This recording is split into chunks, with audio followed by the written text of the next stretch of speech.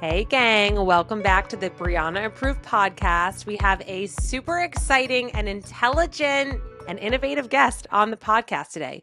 We have Steven Kahn, who is the product development specialist at Onnit, which we'll learn all about in a little bit. Steven has a really cool background. We actually met organically through a work mentorship program, and I'm really excited to have him on the podcast because I love talking to other people in the industry. But Steven has over a decade of industry experience coming from companies including Campus Protein, Nature's Bounty, Nutribulk, and then again, most recently Onnit. He was actually a formulator at Nutribulk, a regulatory specialist. I love all things regulatory, so we'll definitely talk about that. He has his Master's of Science in Pharmaceutical Chemistry from the University of Florida, and then a Bachelor's of Science in Chemistry from SUNY Buffalo.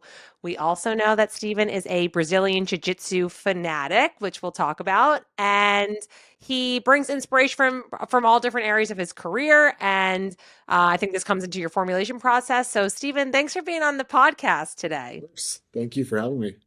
I I think a lot of people don't understand what goes into formulating not only a product, but a product that is efficacious and actually works and meets claims and all of that. And now, because we're living in this world of Instagram science, people either see a really cool ingredient or there's really great marketing behind a white paper or somebody who has a following around XYZ just so happens to have a supplement. But that doesn't always mean that the supplement is good. It doesn't mean that it works. So I want to take a step back and talk about like, what does a formulator even do? And then how does that kind of ladder into what you're seeing from your point of view of like what's going on in the supplement industry currently with there's so many brands now, there's so many formulations, like what's been happening from kind of your, state of the union of how formulation the industry has changed over the past few years? Yeah, so that's a question I love talking about. I guess let me get started with just the general process around formulation. Obviously, looking into the science is a huge part of it, but also a big part of it that I pride myself on is a lot of times you do have to be your own guinea pig, right? I became a formulator. I got interested in this industry because first and foremost, I'm a consumer within the space, right? And I am ultimately wanting to put things together that work, but also that help people. And oftentimes when I'm putting together a formula, I have a person in mind, whether it's a friend, whether it's a family member. Um, I really want to be able to put something out there that not just myself and the most dedicated person in their desired discipline is going to take, but also something that I know is safe and efficacious for people of all walks of life. That said, that's been an interesting evolution of the industry over the past few years. I think really COVID was a catalyst for a lot of those things. I think the industry up until 2020 was very much getting in this route of more and more specialized, more and more expensive, more and more intense, and it was a very like you were in your niche, and those niches were very specialized. And then COVID hit, and more people started worrying about their health. And then I think a lot of companies took for granted uh, the fact that they were going to have consumers that knew exactly what they were putting into their formulas. And so companies kind of had to take a step back, open the curtains a little bit, and really be able to speak to people of different walks of life being in the beginning of some new journeys within their lives. I love that you said that you're always thinking of somebody when you're formulating because I always joke as a practitioner, any supplement that I've ever suggested to somebody, I've pretty much taken myself. Hmm. And if I haven't, I've at least done a very thorough process of reading the ingredients and they're standardized, if I know the patented ingredient, things like Yeah. that. So I think being label literate has become very cool in the food science world, but in the supplement world, to your point as well, a lot of people I think still are not aware of how to be label literate. Because again, they'll read an ingredient and they'll see something, they'll be like, oh yeah, an omega, or they'll see a really cool like a functional mushroom, but they don't always know what to look for. Like things like again, standardization, how many of the capsules or pills you need to actually take, right? Like dose, what they're actually showing in the literature. So, can you speak to that too? Because all supplements are not created equal. So, what are some things that either consumers should look for, or when you're beginning to formulate, like what are some of those key pillars of like, okay, this is kind of my checklist of what needs to happen and what's important for making something actually work when somebody's taking it? Yeah, I mean, I think first and foremost, one of the biggest things is, and it's a very very difficult thing to actually achieve, but it is really like knowing what you need. A lot of times, when you first get started down the path of some of these products or even individual ingredients, a lot of times you'll think this is what I need. And sometimes it's not. You might be looking for a product that helps with focus, for example, but supplements are not drugs. There's a reason that there's two distinct ways of regulating them, right? Drugs almost always activate the pathways or deactivate the pathways that they're supposed to. Supplements are a lot more nuanced because I like to think of it kind of like a car factory. Especially during COVID, we ran into the issue of not enough microchips, which is why cars weren't able to be produced. You might have a surplus of tires, and if you're supplementing tires or engines, but you need microchips, well, you're not building any cars. And in the same way, I think with supplementation, oftentimes they work along a certain mechanism, and that's great, but it won't always necessarily have the most efficacy for a person if they have those pathways already kind of topped out. So on the one hand, it is a lot of experimenting, and on the other, it's just a lot of research. Being your own guinea pig safely, I might add, is extremely important. Yeah, it's so interesting because with people don't realize too, with vitamins, minerals, and even botanicals, they don't always play nicely together. So just because in theory it sounds really good from a formulation standpoint, or you're hanging out with your buddies and you're like reading something, it doesn't mean that they're going to always actually go together in a capsule Right. or a tincture. So like that's a really important part of it, and certain things can interfere, with others. But to your point, mechanism of action is so important and something that I know I'm always looking through the lens of this isn't the only nutrient or vitamin that exists that works on XYZ pathway, but it is really important to kind of look at some of those underlying mechanisms of like, okay, this nutrient can interact with this and this works on, these kinds of things. But that goes to the bigger conversation of, I think, claim substantiation that we're living in now, where everybody who thinks they have a good idea and they do fancy marketing and they have these really cool bottles. And then again, they're putting in a fairy dust amount of something, or they can't actually support the claims. So, can you talk a little bit about how that plays a role in the industry as large, or have you seen that kind of influence formulating, or is that something that maybe you're not as involved in now, or kind of, I know you that's part of your past history, but how much of those two go together? Yeah, I think it's extremely important for people to understand, within especially blends, right? Blends are always this like really hot topic. Um, Fortunately, here at Onnit, we do utilize blends, but the product itself has a clinical on it, and so that's a bit more for trade secret purposes. But for the most part, a lot of times, if you do see a blend and there isn't necessarily a clinical or other research tied to it, you do have to be very aware of how to read labels, how to understand. What you actually, again, back to what you actually need. There are times where, especially within proprietary blends, they might list individual ingredients, but since it's all coming from descending order, right? You're able to have, it might be a blend of 1,000 milligrams and 999 of one, and then kind of a little bit of everything else. So it does get a little bit difficult, especially when running into things like that. So for the most part, that is why I try to stick to single ingredients as much as I can personally. But oftentimes it is just really understanding what you're getting out of this product, what you really want to get out of that product, because ultimately Supplements are great, but lifestyle choices are so much better. Hell yeah. Put that on a bumper sticker. Absolutely. Put that on an Onnit sweatshirt. No, I Absolutely. agree. I tell people all the time, don't actually look at what the supplement says. Look at the ingredients first. Because Exactly. again, like I see this a lot with men and women stuff, or especially in the herbal industry. You know, it might be marketed for XYZ, but the ingredients in there do a very different thing. So I think it's Exactly. important for people to understand.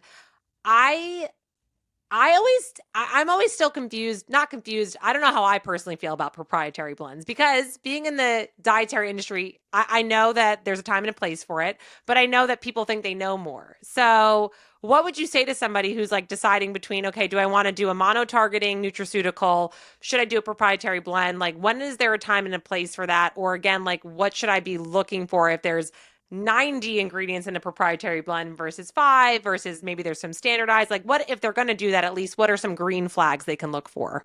Yeah, I think being able to have the smaller blends where you can more or less kind of guesstimate where things are going to be sitting at. Again, having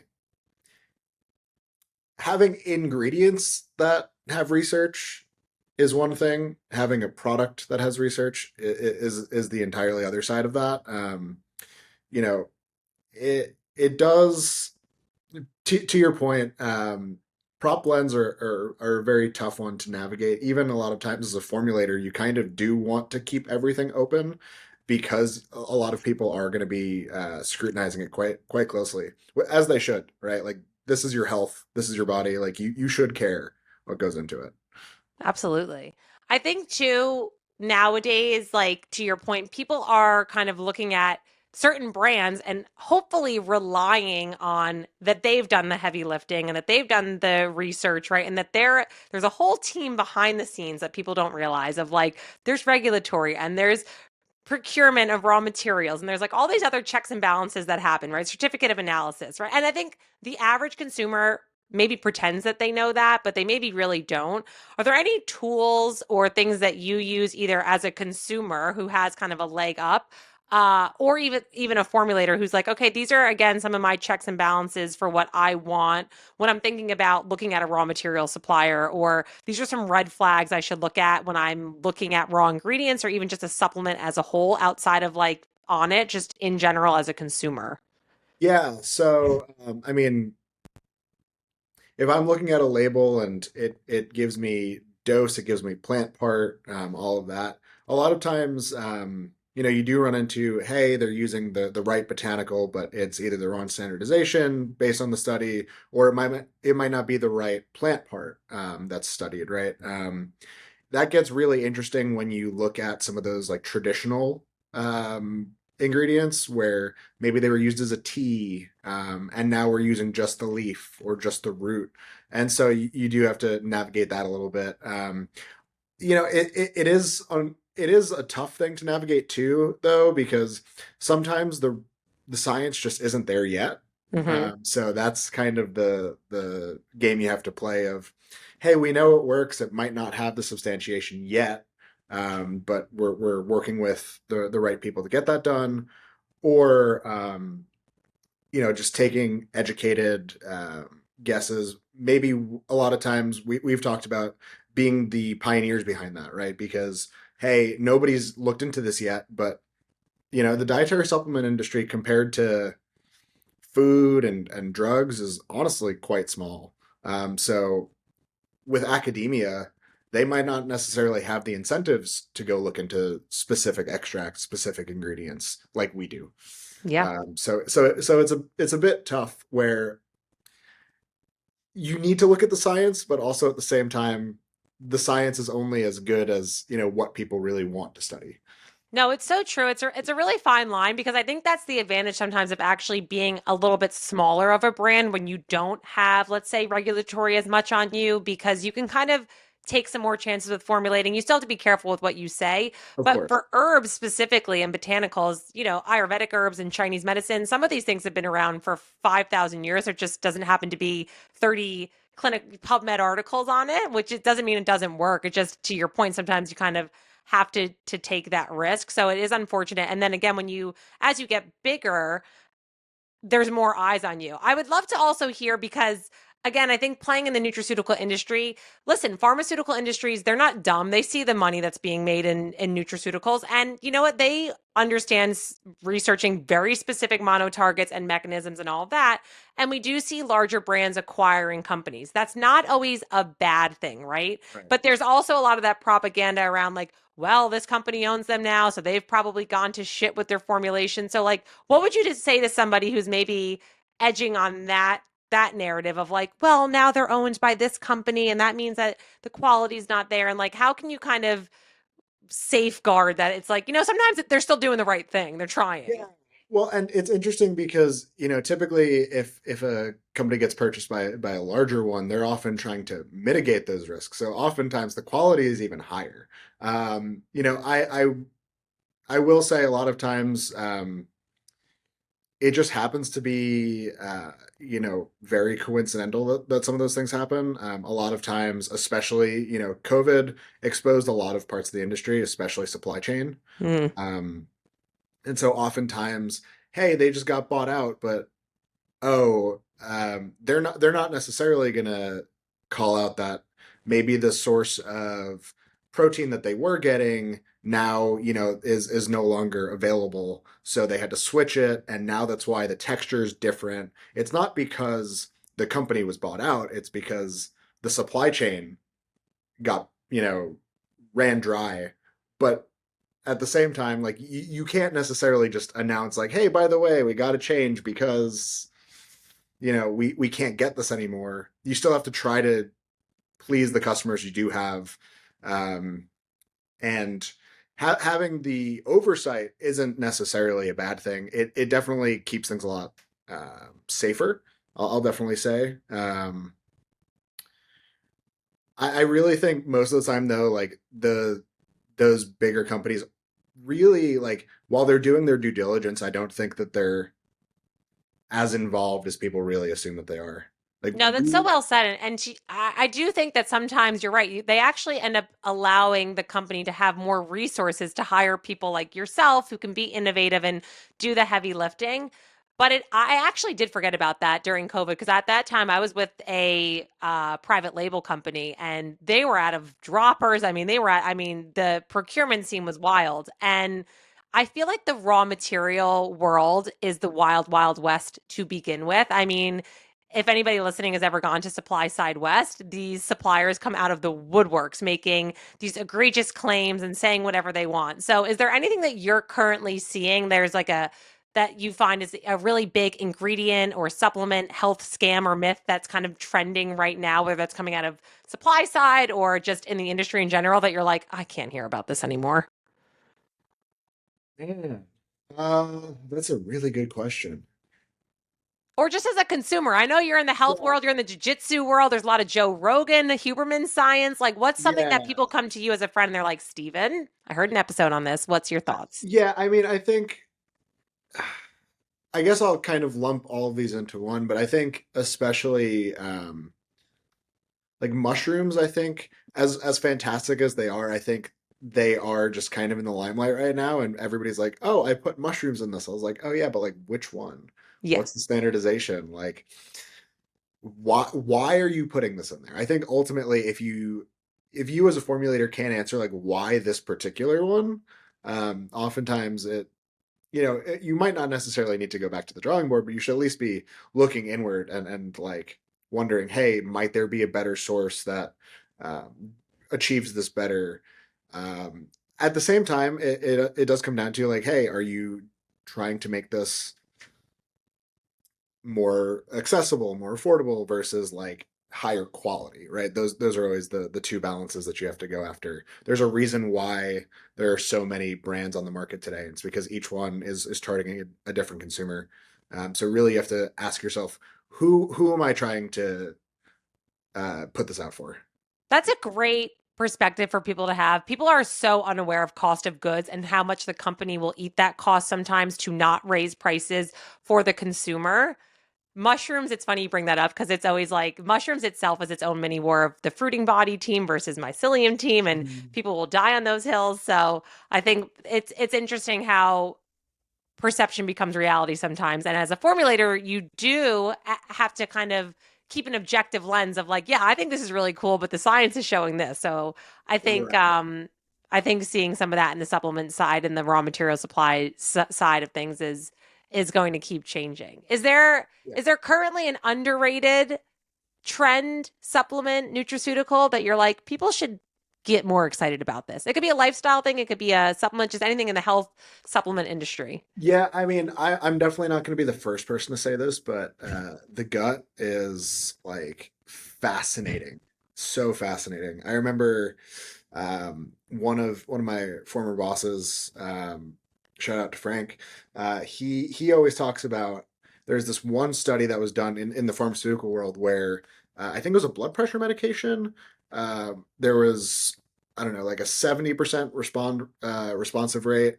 Um, and it worked really well for the people that it did work for, and then there were a few people that it didn't work for. And one day some of the researchers were like, let's just take a look at their poop.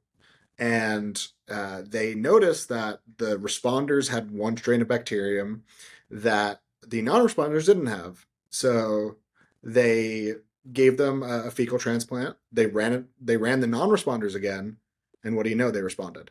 So that's not even a genetic. Oh, this doesn't work for me because my DNA, like I can't process it properly. It was literally the bugs inside of them that dictated whether this thing worked for them. And so as we get into these, more and more research around more specific strains, it's interesting because now it begs the question: does this not work, or is this not right for my body right now? Yeah. Yeah. I think the microbiome world in general, there's so much room to your point of biochemical individuality and how unique our microbiomes are. So there could be so much amazing research on a very specific strain and a strain ID. And then for you, depending on if you were vaginal birth or C-section and your mom's stress, breast milk, like, so I think that to your point, there is a lot of really cool innovation happening. But I always worry because whenever there's cool innovation, I'm like, that also means there's a lot of bro science, a lot of marketing. So it's like, it's a fine line. It's funny too because bro science, I it's always validating when like bro science actually does get proven correct. That's Yeah. always the fun part. I always love to say like bro science is science. There's an adjective in front of it, but like a lot of times, I mean, there was some research done a while back with muscular hypertrophy, where for a while it was like, hey, anything more than like 25 reps per set is not going to do anything. And then they did some research, and it turns out there's like sarcoplasmic hypertrophy versus like the muscle fibers actually breaking down. So like it's always cool to have validation from alternative sources, you know? Yeah. No, there's a time and a place for bro science. When I Oh yeah. say bro science, I mean people on Instagram who Okay, that's proclaim fair. That's fair. themselves as just because they lift heavy weights and they're like, eat your protein now. And I'm like, well, let's, you know, If that's going to keep you as consistent as possible, that's one thing. I think that's the biggest thing that I always talk about is the most effective thing that you can do is whatever you're going to do consistently. yes, I love that. Like that's I can tell you to follow the most perfect diet in the world, but if you're not going to, then it's not a really good diet for you. Like what are you going to do consistently? What are the smallest changes that you can make to your lifestyle that will stick, and then just add those up over time, and 1% better every day is pretty good. Yeah, and that think that's what interesting where people over rely on supplements. And I think we could probably both agree that supplements are meant to supplement a lifestyle protocol. But I would love to hear if somebody was coming to you and they were like, listen, I gotta just cover my bases. Like, what would be some what would be some like basic formulations or nutraceuticals that you think would be a good starting point that you're like, these are non-negotiables. Everybody should be taking these and you should have at least some of these in your health protocol. The few that I try to never negotiate throughout my day, lutein, I think is a big one. Eye health is one that is tough to keep up with, and the eyes don't really get all that much blood flow to them, so like you need to be very consistent with taking those. They're like tiny soft gels too, so it's real easy. It's fine. The other thing that I think is just getting more and more research, and I know it's gotten a bad rap. I think it's going to continue getting a bad rap, unfortunately. But creatine, like, there's so much research coming out every day about it. Especially, I think now they're doing research into Alzheimer's. Just Yeah. everybody thought about it as muscular, and now it's helping the brain. And obviously, there are some people that shouldn't be taking it for whatever medical reasons. But for the most part, I think creatine is beneficial for 99.9% of the population. Yeah, no, it's have had a real glow up recently for cognitive benefits, and I think there's been a lot of research to your point in And dementia and also in the other Alzheimer's direction, right? Like, specifically. I think they've started doing research with children as well. So like, if it's safe through all these demographics, like that should just go to show. I love that.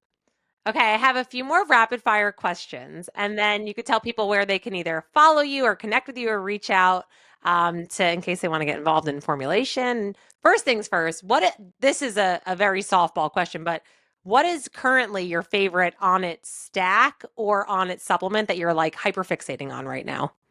Yeah, so especially for jujitsu, I'm usually doing serving of Shroom Tech Sport and a serving of either the OG Alpha Brain or Alpha Brain Black Label, depending on if I'm training later in the day or earlier in the day.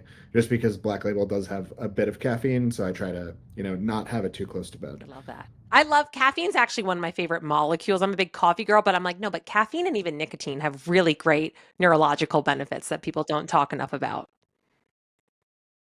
Okay, what is a health non-negotiable or a health deal breaker that you have? So something that you're like, I absolutely have to do this, or you're like, I absolutely will never allow this in my life.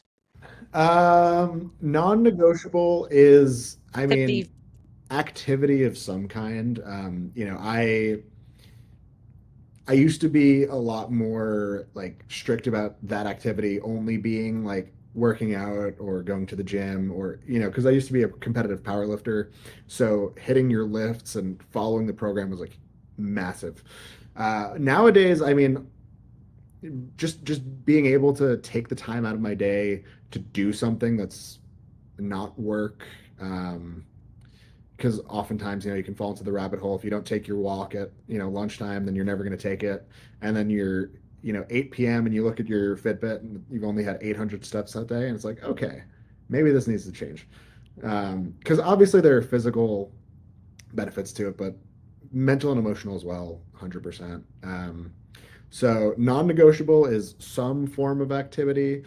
um, Non-negotiable in the other direction. Ooh. Um I guess, what's your non-negotiable that you would never do? I will never allow pro-inflammatory people, thoughts, and energy to exist in my ether. I had even included pro-inflammatory people in my dissertation. I had gone so far to include that because the people we surround ourselves. I mean, I just did a whole podcast episode about the science of vibes and how much that is an emotional contagion and emotional residue. So there's like actual science behind the hippy dippy side. So I'm always doing I love energy that. audits in my life, including the I things I love even that. say to myself. Okay. Um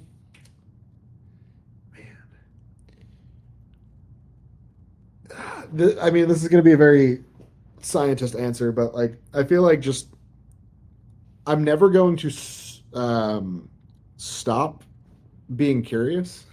I think it's Love that. because when you stop being curious, you get real complacent, right? And I think just accepting things. Obviously, there are certain things where there's a time and a place that things have to happen, but I think just taking it at face value and not doing more research, trying to better yourself. Yeah, I think keeping curiosity is a big one for me.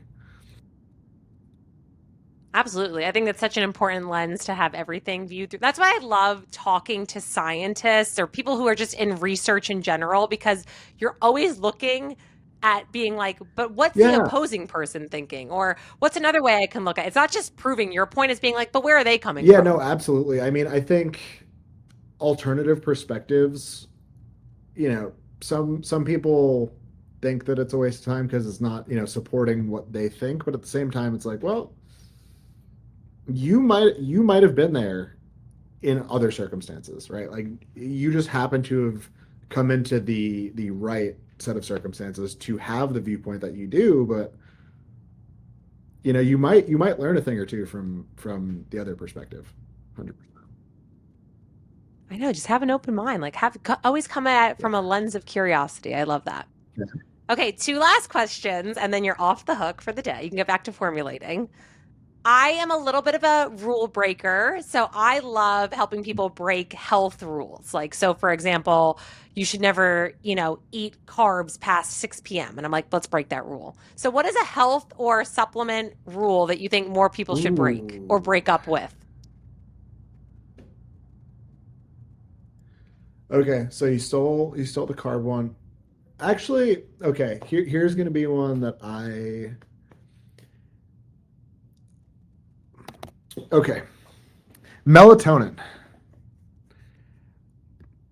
Most people overuse both from an amount standpoint and frequency standpoint, um, but also I think people don't use it properly. A lot of times people use it when they have trouble falling asleep as opposed to using it proactively. So actually, I just went to Japan for a conference a couple weeks ago, or maybe a month ago at this point. And to toot my own horn, had zero jet lag in either direction. Part of that is understanding how melatonin works. So typically, your body, we're assuming a person that is in the wild, no technology, no changes to their habits because of work or what have you, your body stops producing melatonin right around when the sun goes down, and then roughly 2 to 3, maybe 4 hours later, you go to sleep. If you're taking melatonin right before bed, that like bolus of melatonin that your body would normally produce is now hitting later, and then so your body's like, okay, cool, 2 to 3 hours from now is when I'm going to need to sleep. So then you wake up groggy because you Mhm. wake up in like the middle of your sleep cycle because we use alarms. We're not allowing ourselves to wake up naturally, which that's our lifestyles nowadays in 2024. But using melatonin properly, planning out your night and saying, okay, I'm going to wake up at this time, which means I need to go to sleep at this time, which means I need to take my melatonin at this time. A lot of people I've talked to, they're like, "Oh, but what if I decide to like go out or whatever afterwards?" And I'm like, "Don't. Do you want to sleep or not?" That's because I do. I want to get good sleep. No, I love that. I'm smirking because I did a whole episode on this, like I want to say over a year ago, about people because everybody became so obsessed with it. And I'm like, yeah, but guys, you don't even understand the half-life of melatonin. And I'm like, let's start there and then like work backwards. So that is a great health rule that people should break. I love that. You should write like a mini ebook on it or something. You should, and we'll promote it on the podcast. So let me know when that's done. Okay, last question. Uh, I always say that advice is a form of nostalgia. So, what is one piece of advice, career, love, life, health advice, any of those pillars that you wish you would have taken in earlier or that you've recently learned and you're like, this is good advice. I'm going to definitely start integrating this more? So, interestingly, it was around Christmas of last year. My wife and I had gotten Chinese food, and we both got the same fortune in the same order. We both got the same fortune, this fortune cookie. And it really stuck with me, partially because like how often does that really happen, but also because it was some of the best advice either of us had ever heard. And it doesn't get better until you get better. Yeah. And so like that, Yes. I've been trying to really remember that pretty much every day, just of like, hey, the situation is what it is, but like, how are you evolving to handle this? What are you doing? Because we Yes. aren't just passive bystanders within our lives. Like we do need to really like make it what we want it to be.